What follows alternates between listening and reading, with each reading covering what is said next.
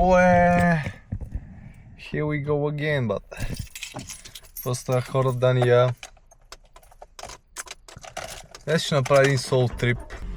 Така че да, в момента съм на път към Лакатник и ще е мега яко.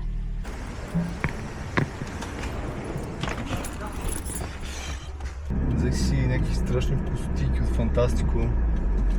Банан и пиле, без хляб.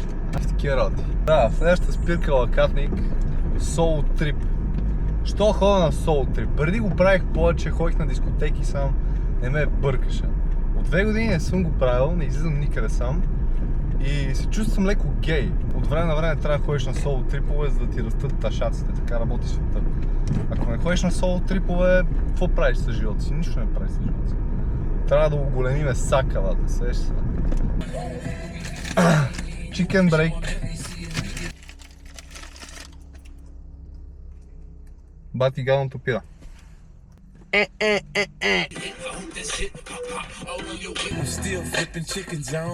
Имам банан.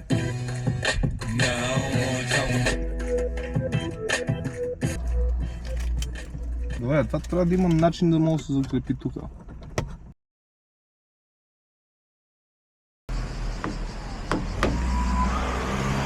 Окей, пристигнах тук-що. Това е кринч между другото, кринч да правиш влогове, обаче не ми пука особено. И сега става яката част с катеране.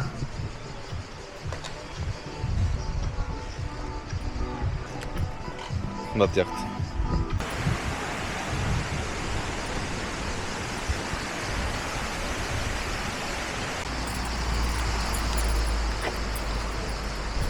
Значи тази пътека обикновено с хора я катер за час, час и половина. Интересно ми е за колко време мога да я кача сам.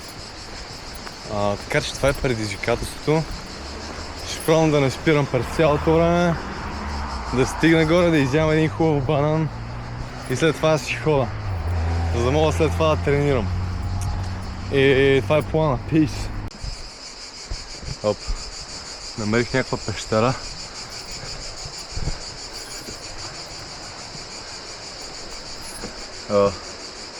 Тук направо може да си легне човек да спи.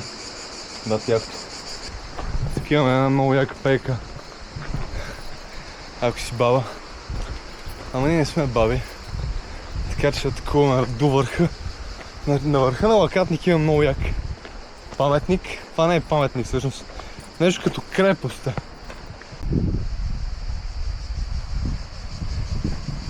Бат як това.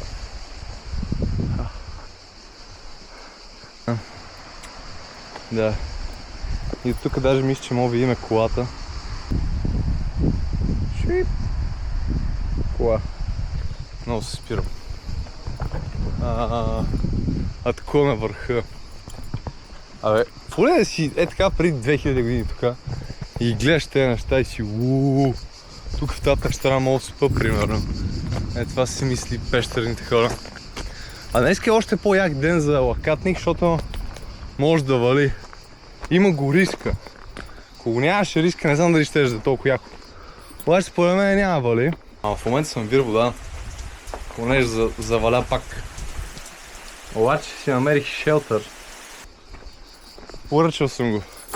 Имаме си мъгла, имаме дъжд. Абе, какво ти трябва реално? Пак ако вали, горе-долу всичко ми е водоустойчиво, надявам се да няма проблеми. Предстои да разберем. Вече официално си се смърчи и почна да погърмява, което не ми харесва много. Обаче поне е хубава мотивация да отида и да се върна по-бързо. Хоп, горе-долу сме там. Почти стигнах и започна да вали. Цяло май не е хубаво да ходиш в дъжда на Лакатник. Да, това е. Официално вече съм вир вода. И се замислих, че не е лошо като ходя на такива места, първо да гледам времето.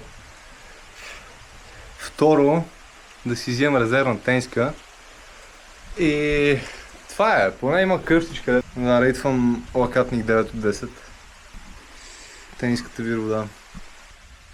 Имам батерия, реално може да си направя соло подкаста. И даже мисля да направя точно това. Подкаста започва, motherfuckers! Okay, това ми е първия соло подкаст в лакатник бате. Първата тема, която съм си записал, реално съм записал две.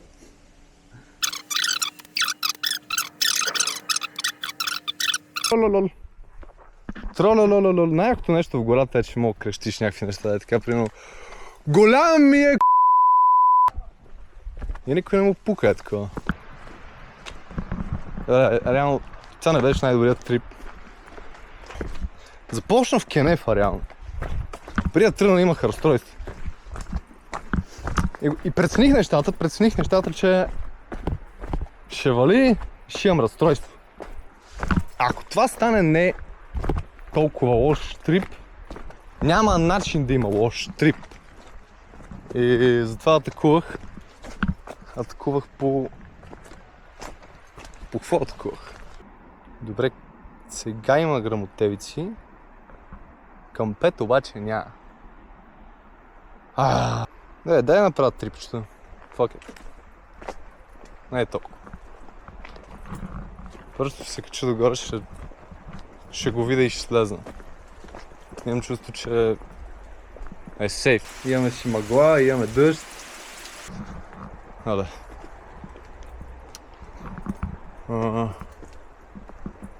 Да.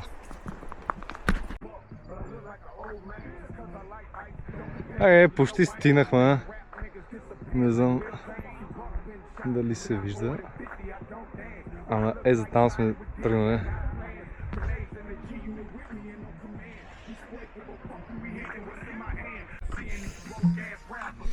Много е добре. Не мога да се оплача. В крайна сметка стигнахме. Много съм горд. Преди седмица гледах един клип, в който правя ледена вана. И на клипа изглежда все едно ще влезна във ваната и аз реално влезнах. Обаче веднага след това излезнах. И ми стана много странно, в смисъл все едно ме е страх. И не можах да си го простя. Така че вече искам да правя някакви неща, дето примерно не ми се правят, обаче ще ги направя, защото мога. Е такова. Не за всичко важи, примерно мога да взимам наркотици, ама това не мисля да го правя. Такива неща. Тук е супер красиво, между другото, ако не сте ходили. Не знам как се казва паметника, но е паметника на лакатник. И има някакви неща по пътя, примерно. Там има кръст, на който сега не искам да ходя, защото има грамотевици. Тук има два камъка. Това е яко. Сега, както казах, имам мисия и тя е да изям този банан. Ето и сега ще ме гледате как ям банан. Това не е ли яко? Яко е, разбира се. Ето имаме банан. Този банан няма да казвам откъде е закупен, понеже не са ми платили. Трябва да бъда сравнително внимателен, защото отдолу ме чакат само неприятни работи.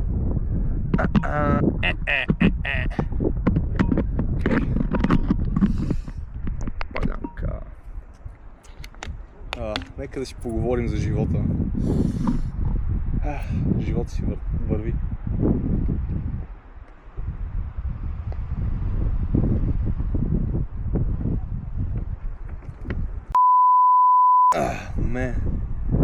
Страшно между тук да седиш. Там идват някакви хора.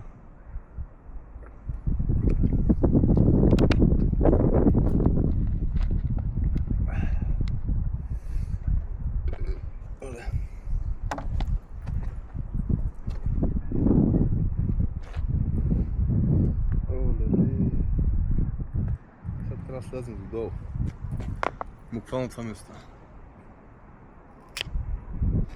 I just broke that shit.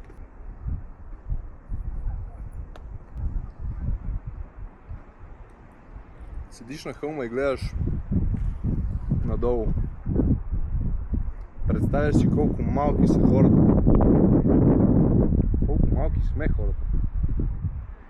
А ние сме си малки реално.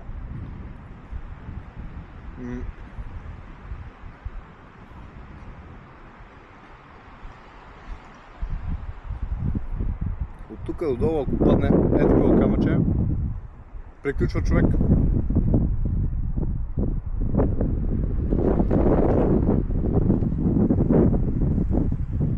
Доволен съм.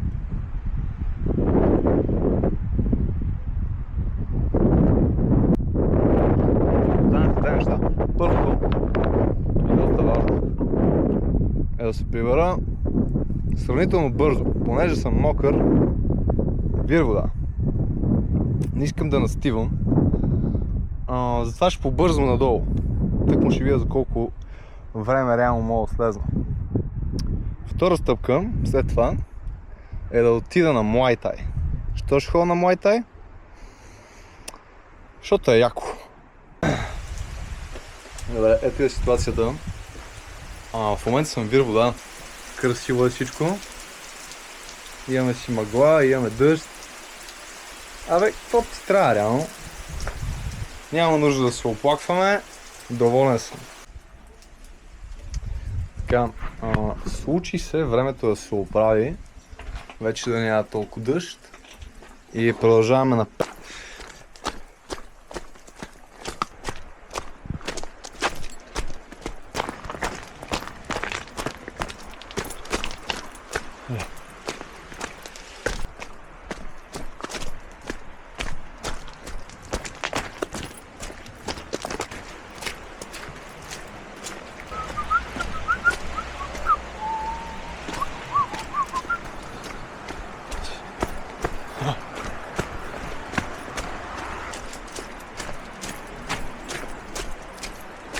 Почти стигнахме на земя. Това е велико. А тук има бати якия водопад.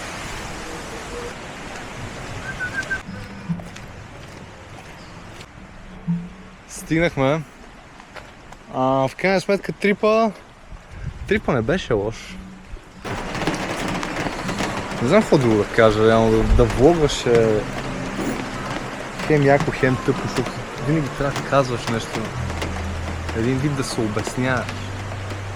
Аз не обичам да се обяснявам. Затова си влизам в колата и ви казвам чао, peace out. Резервни дрехи. Гледам прогноза. И не идвам на лакат никога вали. Това е. Peace out.